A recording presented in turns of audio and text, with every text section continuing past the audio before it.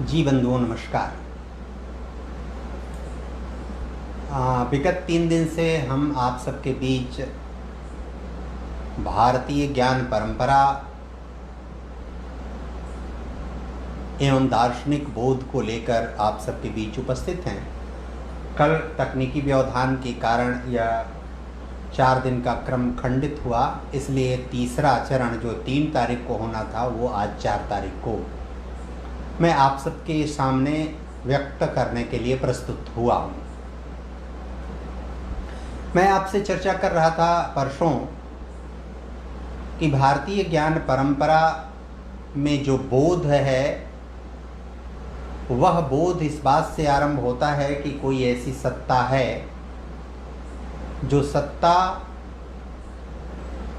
अलौकिक है, पारलौकिक है और जो सत्ता स्वरूपगत है, यानी उसका कैरेक्टरिस्टिक इसेंशियल है, आवश्यक कैरेक्टरिस्टिक है, उसका कैरेक्टरिस्टिक विशिष्ट है और उसी का एक तटस्थ रूप है जिसके सहारे वह माया जगत की सृष्टि करता है, लौकिक जगत की सृष्टि करता है, संसार का अस्तित्व सामने आता है और फिर संसार में जिन तत्वों, जीवों, पदार्थों का अस्तित्व सामने आता है वे सभी जीव तत्व पदार्थ आपस में आपसी व्यवहार के कारण, आपसी आवश्यकता के कारण एक दूसरे से जुड़े होते हैं। इसका अर्थ हुआ कि ये 3 पक्ष हुए कुल। एक पक्ष हुआ उस ब्रह्म का, अनामय आदि अनंत ब्रह्म, जिसको आप ईश्वर कह सकते हैं, जिसको आप कोई भी तत्व कह सकते हैं, कोई भी पारलौकिक या अलौकिक तत्व कह सकते हैं। दूसरा उसके द्वारा बनाया गया सृष्टि जगत है और तीसरा उस सृष्टि जगत का व्यवहार है जिसके कारण सृष्टि जगत संचालित होता है। इन तीनों का जो विवेक है, जो ज्ञान है, जो समझ है, उनको हम ज्ञानी कहते हैं। और वे ज्ञानी ऐसे होते हैं कि उस ब्रह्म के द्वारा बनाए गए जगत और उस जगत में विद्यमान व्यवहार, आपसी तत्वों, जीवों, सजीव, निर्जीव तत्वों के बीच जो व्यवहार है, उन व्यवहारों की एक पद्धति, एक नियम, एक व्यवस्था उस आदि अनंत ब्रह्म ने, चाहे उसका जो भी नाम दीजिए, उसके द्वारा नियत और तय की गई है। व्यक्ति उन अनंत नियमों और व्यवस्थाओं में से जब किसी एक की खोज करता है, 2 की खोज करता है, 3 की खोज करता है, 4 की खोज करता है और क्रमशः खोज करता जाता है, तो जो उस खोज पर, जो उस नियम पर जाता है, यानी उस नियम तक पहुंचने का विवेक जिसके पास होता है वह विद्यमान होता है और यह सहज और स्वाभाविक होता है। यह उसके द्वारा होता है जिस पर उस ब्रह्म की कृपा होती है। दूसरा, वह जिस प्रश्न को अवलोकन करता है उस प्रश्न का जब एक्सपेरिमेंट करता है, परीक्षण करता है, तो वह व्यक्ति विज्ञानवान होता है और परीक्षणोपरांत जब वह सूत्रवत उसी प्रकृति के द्वारा, उसी ब्रह्म द्वारा बनाए गए सृष्टि के उस नियम को सूत्रवत प्रकट कर देता है, एक वाक्य में व्यक्त कर देता है, तो वह उसका ज्ञान कहलाता है। और इस अर्थ में भारत की जो ज्ञान परंपरा है वह ज्ञान परंपरा अभारतीय नॉलेज का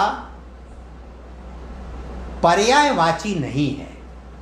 यानी भारत का ज्ञान यूरोप का या बाह्य जगत का, यानी अभारतीय जगत का नॉलेज नहीं है। भारत का ज्ञान उसको व्यक्त करने के लिए जो अंग्रेजियत का नॉलेज है उसके साथ आपको एक और शब्द जोड़ना पड़ेगा और जब जोड़ेंगे आप तब जाकर आप भारत के ज्ञान के आसपास नॉलेज शब्द को पहुंचा पाएंगे और वो शब्द है वैलिड नॉलेज। यानी नॉलेज के साथ जब वैलिड शब्द जोड़ेंगे तो वो ज्ञान कहलाएगा। वैलिड नॉलेज का अर्थ यह होता है कि आपके पास किसी संदर्भ या प्रसंग बताए बगैर आप नॉलेज को समझते और जानते हैं। कोई आपसे इसको प्रश्न पूछने की जरूरत किसी को नहीं पड़ती कि जो बात आप कह रहे हैं वो कहां से आई, कहां से कह रहे हैं, आप कैसे कह रहे हैं। यह जब किसी को प्रश्न करने की जरूरत नहीं होती है तो इसका मतलब है कि आपका जो नॉलेज है वह वैलिड नॉलेज है। उदाहरण के लिए जेम्स वाट ने कहा कि भाप में शक्ति होती। यह उदाहरण मैं बार बार इसलिए देता हूं कि किसी भी सामान्य व्यक्ति को यह बात ठीक से समझ में आती है। जब जेम्स वाट ये कहते हैं कि भाप में शक्ति होती है तो यह बात सुनने वाले किसी भी व्यक्ति के पास यह प्रश्न खड़ा करने की कोई गुंजाइश नहीं छोड़ता कि यह बात क्यों, कैसे आप कह रहे हैं, कहां से कह रहे हैं, इसका रेफरेंस और कॉन्टेक्स्ट क्या है, इसका संदर्भ और प्रसंग क्या है, यह किसी को पूछने की जरूरत नहीं होती। और इसलिए भारत की ज्ञान परंपरा में यदि कोई व्यक्ति किसी पुस्तक को और किसी व्यक्ति को कोट करके और उद्धृत करके समझता है कि हम ज्ञानी हो गए या भारत की ज्ञान परंपरा के वाहक हो गए, तो ऐसा नहीं है, यह संभव नहीं है।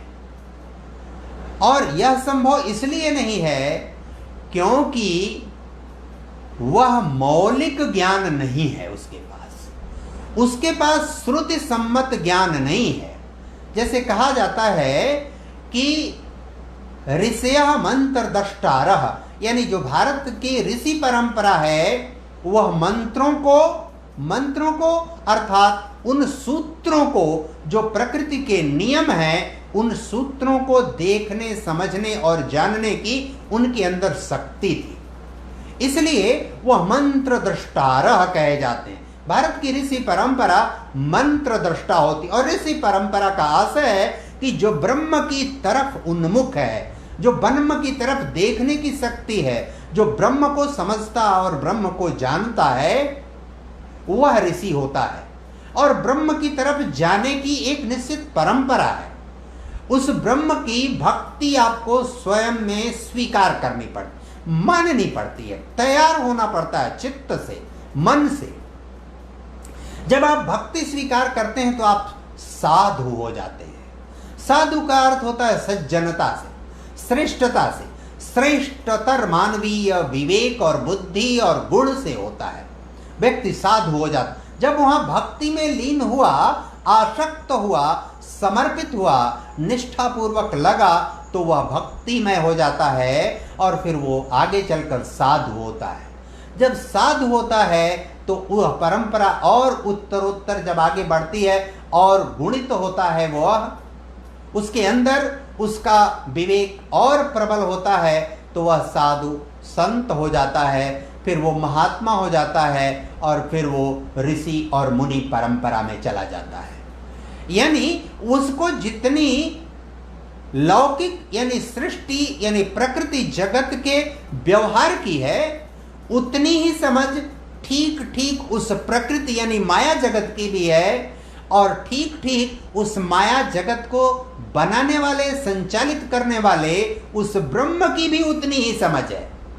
वो तीनों को ठीक से समझता है, तीनों को ठीक से जानता है, और इसलिए उसके रहस्यों तक, उनके नियमों तक पहुंचने की उसकी अदम्य और अद्भुत साहस और शक्ति होती है।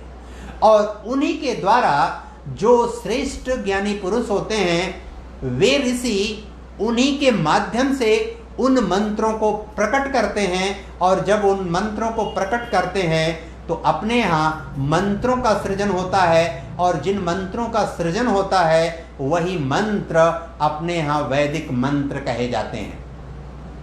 और इसलिए जब ऋग्वेद, यजुर्वेद, सामवेद, अथर्ववेद की आप चर्चा करते हैं तो ऋग्वेद के 10 मंडल और लगभग 10,000 से अधिक उसकी जो ऋचाएं यानी मंत्र हैं, उन मंत्रों के आप एक एक मंत्र की व्याख्या करिए तो उन मंत्रों में उस ब्रह्म का ही नहीं, उस ब्रह्म के द्वारा निर्मित इस सृष्टि और प्रकृति के विभिन्न प्रकार के तत्वों की विशेषताओं का वर्णन है।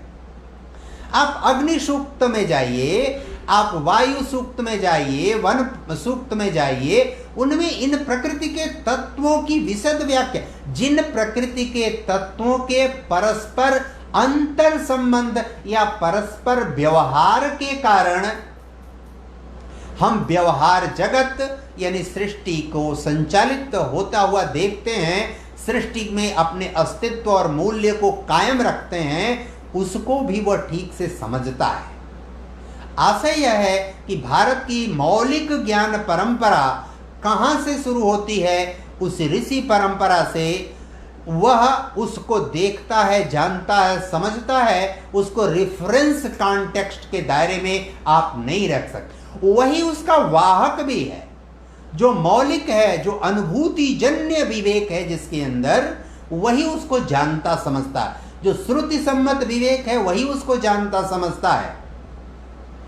और जो यह कहता है कि भारत की ज्ञान परंपरा प्रकृति की मान्यता से शुरू होता है और ईश्वर की मान्यता बाद में आती है, इसका मतलब है कि वो भारत की ज्ञान परंपरा अर्थात वैलिड नॉलेज को नहीं समझता।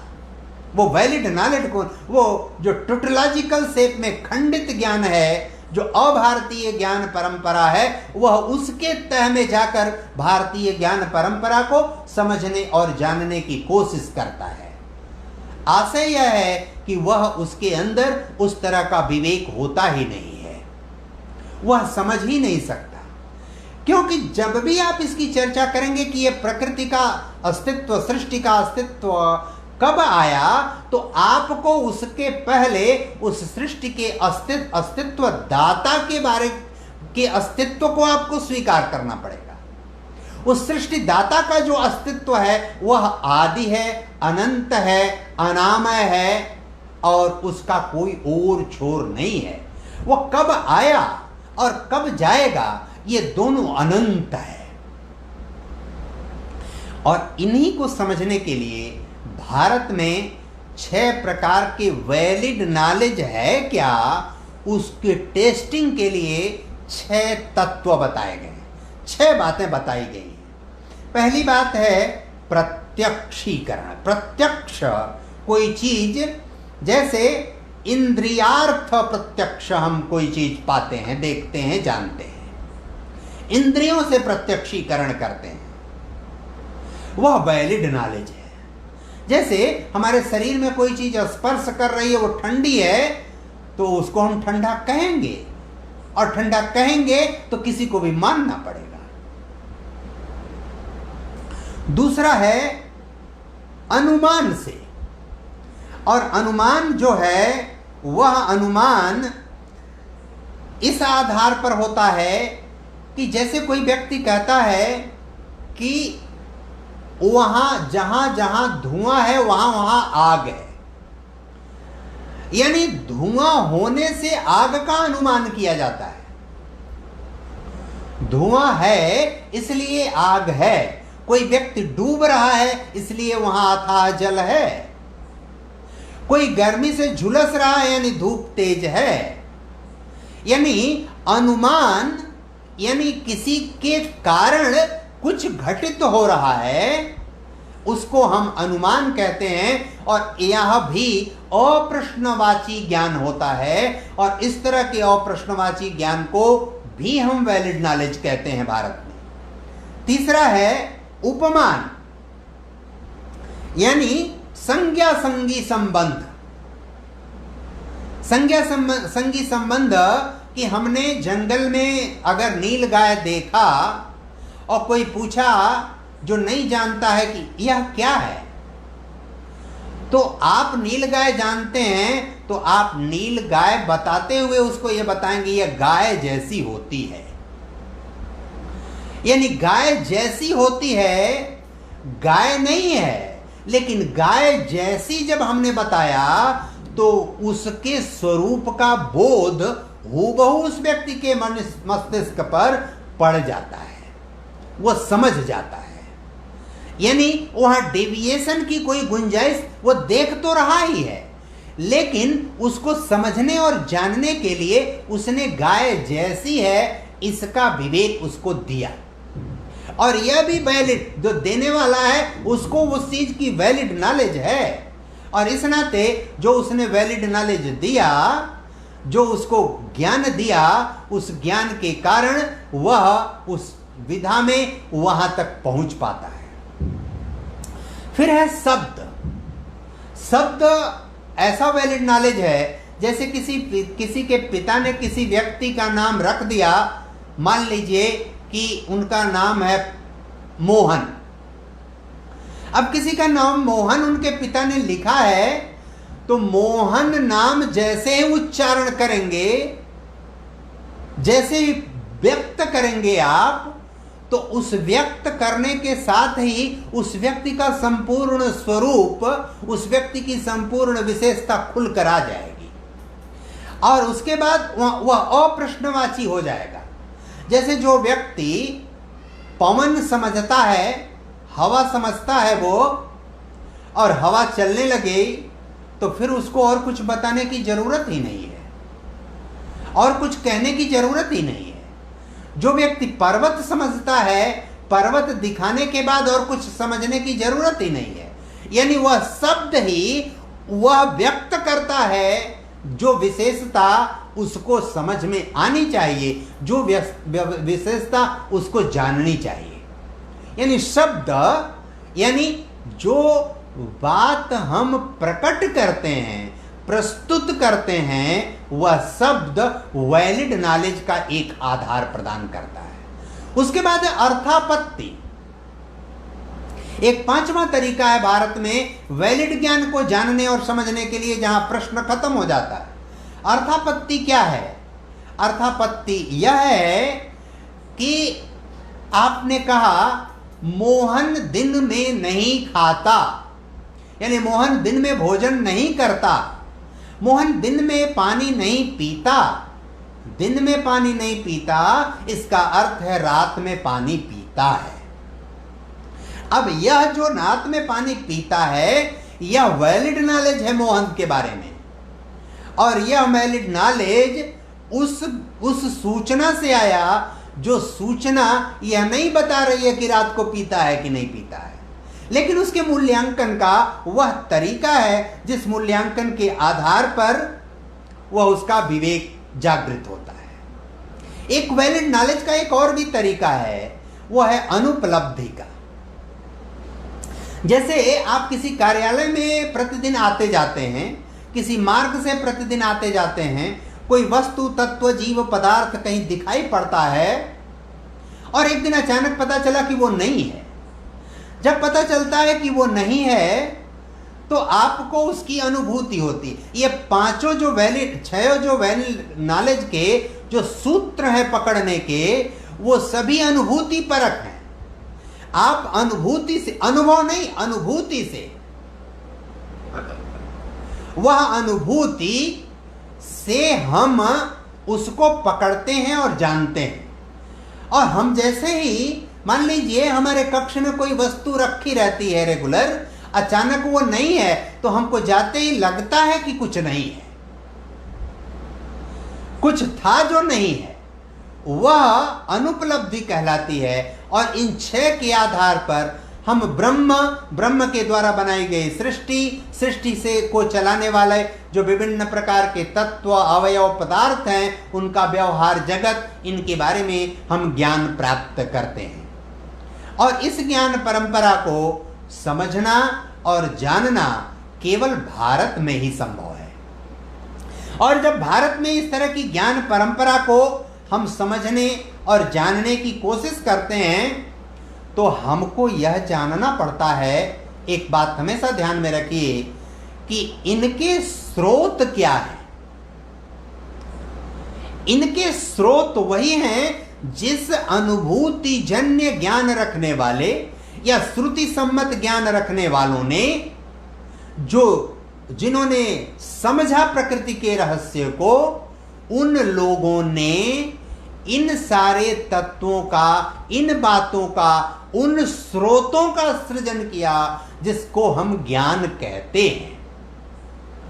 हम उसके वाहक हो सकते हैं, लेकिन जो अध्ययन परंपरा के लोग हैं वे कुछ हद तक तो उसके वाहक हो सकते हैं, लेकिन अनुभव परक ज्ञान परंपरा के लोग तो उसके भी वाहक नहीं हो सकते। क्योंकि जो हम संदर्भ प्रसंग यानी पुस्तकों का या व्यक्तियों का रेफरेंस कोट करते हैं कि फलाने जी ने कहा, ढमाके जी ने कहा, उन जी ने कहा, उन जी ने कहा, और हम इधर 150-25 वर्षों में चार्ल्स डार्विन ने कहा। चार्ल्स डार्विन ने क्या कहा? चार्ल्स डार्विन ने कहा कि ओरिजिन ऑफ द स्पेसीज में यानी जीवों के उद् विकास की जो संकल्पना दी उसमें 3 आधार उसने माने कि जीन म्यूटेशन यानी आनुवांशिक उत्परिवर्तन के द्वारा ही कोई चीज उत्पन्न होती है, यानी जो उत्पन्न हुई उसके पहले उस जैसी कोई चीज थी। अब पहले कोई जैसी चीज थी इसका मतलब है कि इस तरह का संभव नहीं है, क्योंकि जब आप बता रहे हैं कि जीवों के उद्भव का, उत्पत्ति और विकास का यह निश्चित कालखंड है, जब एक तरफ आप यह कह रहे हैं चार्ल्स डार्विन और दूसरी तरफ कह रहे हैं जीन म्यूटेशन होता, आनुवांशिक उत्परिवर्तन, यानी पहले कुछ था तभी दूसरा आया। इसका आशय यह था कि जो सबसे पहले था वो कहां से आया, वो इसका जीन म्यूटेशन कैसे हुआ। इसका मतलब है जीन म्यूटेशन से उत्पत्ति नहीं, ये वैलिड नॉलेज नहीं है चार्ल्स डार्विन का। फिर वो कहते हैं प्रत्येक तत्व जीव पदार्थ में नेचुरल सिलेक्शन की प्रवृत्ति पाई जाती, नहीं पाई जाती है। नेचुरल सिलेक्शन यानी प्राकृतिक चयन की प्रवृत्ति कोई चीज सब में नहीं पाई जाती। क्यों नहीं पाई जाती? मदार का पत्ता देखिए, मदार के पत्ते को जब छुएंगे तो सबसे चिकना, मुलायम, सॉफ्ट दिखाई पड़ेगा, दिखाई पड़ेगा। नीम की पत्ती को छुइए, टच करिए तो खुरदुरा दिखाई पड़ेगा, बीच में उसके तंतु होते हैं, रेशे होते हैं।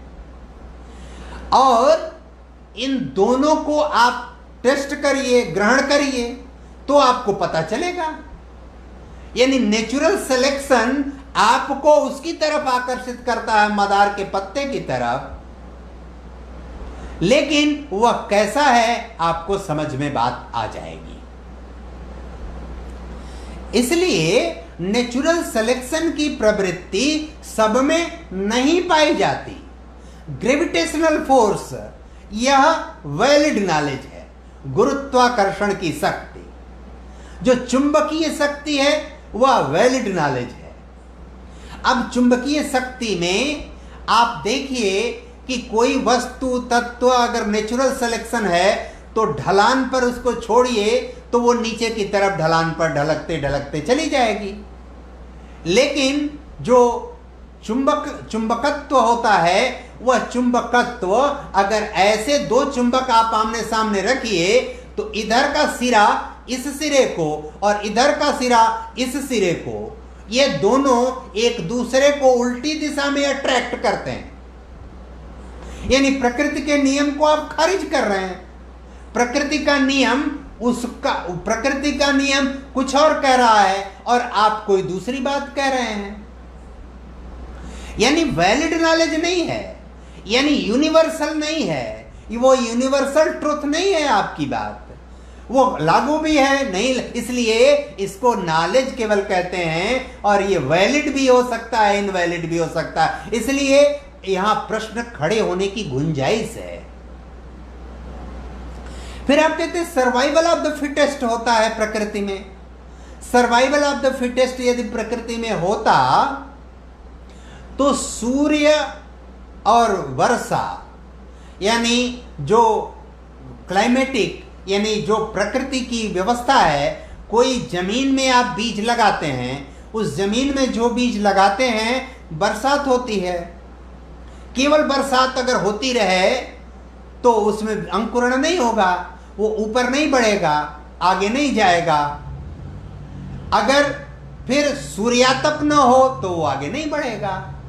सूर्य और बरसात और मिट्टी ये तीनों मिलके उसका संरक्षण करते हैं, उसका पोषण करते हैं, वह उसको आगे बढ़ने का अवसर देते हैं। सर्वाइवल ऑफ द फिटेस्ट होता तो किसी का बच्चा पैदा होता, वो बच्चा आगे कैसे बढ़ता, उसकी प्रगति कैसे होती, वो चीज पल्लवित पुष्पित होकर ऊपर कैसे बढ़ती। यदि सशक्ततम का ही वर्चस्व होता तो सशक्ततम के वर्चस्व के आधार पर आप इस सृष्टि का विनाश कर चुके होते, इस सृष्टि की प्रगति नहीं होती, इस सृष्टि में विकास की प्रक्रिया नहीं होती, इस सृष्टि में क्रम विकास की प्रक्रिया नहीं होती, इस सृष्टि को संचालित करने का कोई सकारात्मक वायुमंडल नहीं बनता। इसलिए चार्ल्स डार्विन की जो 1859 में पुस्तक आई और जिसको उद्धृत कर करके लोग कहते हैं कि हम ज्ञान परंपरा के वाहक हैं, या चार्ल्स डार्विन जैसे बहुत सारे लोगों को उद्धृत करके लोग ज्ञान परंपरा के वाहक कहलाते हैं अपने आप को, वे ज्ञान परंपरा के वाहक नहीं हैं। जो मौलिक बात यानी प्रकृति में विद्यमान रहस्यों, विशेषताओं और नियमों को जो पहली बार प्रकट करता है, व्यक्त करता है, बताता है, वह ज्ञानी है और वही ज्ञान परंपरा का वाहक है। आप बहुत सारे विद्वानों को विद्वान कहना भी बड़ा कष्टकारक होता है, क्योंकि विद्वान जो है वो प्रज्ञावान होने के साथ ही सार्थक हो सकता है। यानी विद्वान उसी को कहिए जो विद्यावान है, जो विज्ञानवान है और जो ज्ञानवान है, अर्थात जो प्रज्ञावान है, वही विद्वान है। और इस विद्वान किसी ऐसे जो 20 किताबों का उद्धरण दे, जो 20 लेखकों का उद्धरण दे, उनके आधार पर अपनी बात कह दे, और आप कोई नई बात कह रहे हैं तो उन्हीं लिखी हुई बातों के आधार पर आपका मूल्यांकन करे, वह विद्वान कदापि नहीं है। विद्वान होने के लिए नई बात करने की, और नई बात ही नहीं, वो वैलिड नॉलेज की बात करने की बात करता हो, यानी ज्ञान की बात करता हो। और इस अर्थ में हमेशा एक बात ध्यान में रखिए कि ज्ञान को कभी खंडित आधार पर नहीं प्रकट कर सकते। ज्ञान खंडित होता नहीं, टोटोलॉजिकल नहीं होता, टुकड़ों में नहीं होता, विषयों में नहीं बटा होता, अनुशासनों में नहीं बटा होता। ज्ञान हमेशा समग्र ज्ञान होता है। ज्ञानी सर्वज्ञ हो सकता है, नहीं भी हो सकता है, लेकिन ज्ञान हमेशा समग्रता में होता है। यानी जो आप बात कह रहे हैं उस बात से जुड़े हुए सभी पक्ष आप जब समझेंगे तब आप ज्ञान को प्रकट कर पाएंगे। अन्यथा आप नई बात नहीं कह सकते, आप अच्छी, सकारात्मक और व्यवस्थित बात नहीं कर सकते। इस बात को हमको, आप सबको ठीक से जानना और पहचानना पड़ेगा। और इस अर्थ में जब उस ज्ञान के स्रोत की हम चर्चा करते हैं जो वास्तव में ज्ञानी थे, तो उसके लिए वेद, उपनिषद, अरण्यक, स्मृतियां, ये जो पूरे भारतीय वांग्मय में विद्यमान हैं, वे हमारे उस ज्ञान के स्रोत हैं। लेकिन यह बात हमेशा ध्यान में रखनी चाहिए कि वह ज्ञान भी उस ब्रह्म के ही अधीन है। ब्रह्म के द्वारा बनाए गए उस सृष्टि की विशेषताओं का परीक्षण, विवेचन, मूल्यांकन है। वह ज्ञान भी उस सृष्टि में विद्यमान व्यवहारों और कार्यों का ही अधीन है।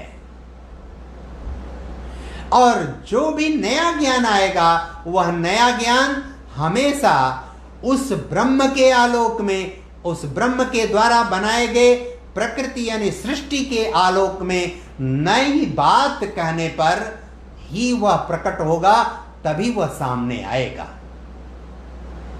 और इस नाते यह जो ज्ञान के आरंभिक स्रोत हैं, चाहे वो वेद हो, उपनिषद हो, अरेण्य क्यों, स्मृतियां हों, इनको, इनकी मीमांसा, इनकी व्याख्या, इनका विश्लेषण जो किया गया, उस विश्लेषण करने में कुल 9 तरह के दर्शन प्रकट हुए हैं अब तक दुनिया में। और भारतीय ज्ञान परंपरा में दुनिया के लोग उसको दूसरे रूपों में व्यक्त करें न व्यक्त करें वो अलग बात है, लेकिन भारत के मूल स्वरूप में उनके आधार पर 9 दर्शन प्रकट होते हैं।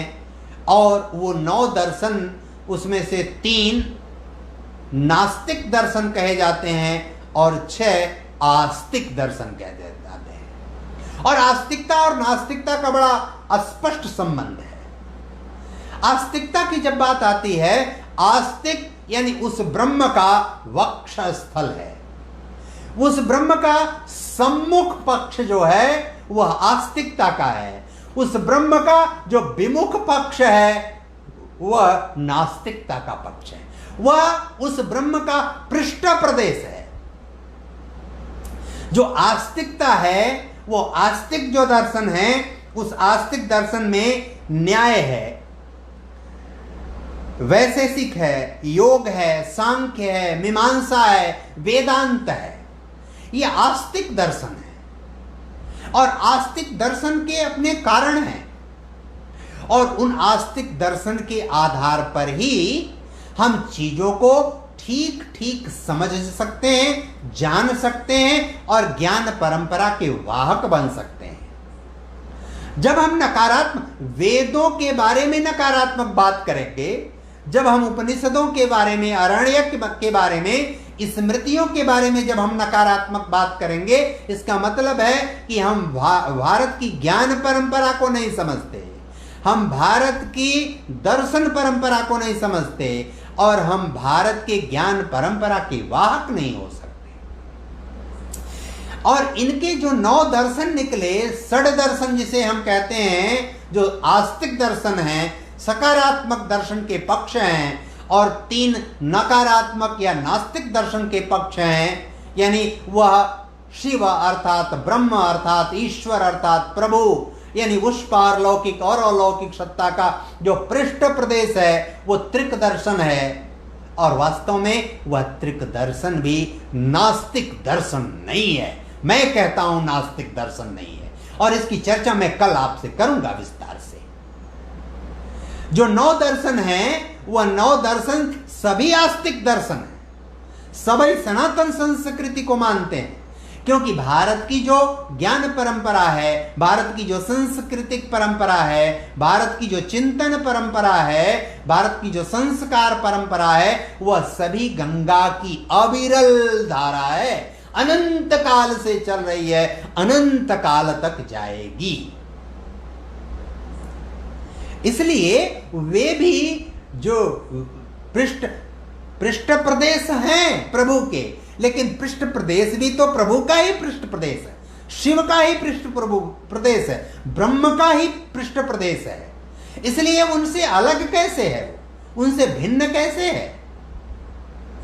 जब हम बौद्ध दर्शन को, जैन दर्शन को, चारवाक, इन 3 दर्शनों को त्रिक दर्शन कहते हैं, और त्रिक दर्शन को हम नकारात्मक कहते हैं, नास्तिक दर्शन कहते हैं, ये नास्तिक दर्शन नहीं है।